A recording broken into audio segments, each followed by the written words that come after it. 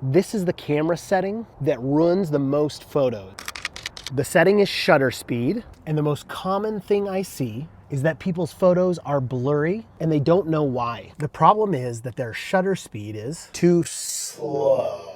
Now there's two things that you have to make sure your shutter speed is fast enough for. Otherwise you'll get blurry photos. The first one is making sure your shutter speed is fast enough that you don't get any camera shake. What that means is that your shutter speed is so slow that there's no way you can hold your camera still enough to not get blurring. Now the safe rule for every person and every camera is to make sure that your shutter speed is 2 times your focal length or faster. This right here is an 85mm lens. So with that rule, I need to make sure that my shutter speed is at least 1/170th of a second or faster. So I'm doubling the 85. Now 1/170th of a second is not a real shutter speed. So I can just make sure it's faster than that. Now the second piece your shutter speed has to be fast enough for is to freeze any motion in your picture. Shutter speed is simply a measure of time. It's literally the amount of time that your shutter is open for and that your sensor is exposed to light. So to figure out how to have a fast enough shutter speed to freeze the motion in your picture, you can always start by Googling shutter speed for running would be an example if you were taking photos of someone running. Now, like everything on the internet,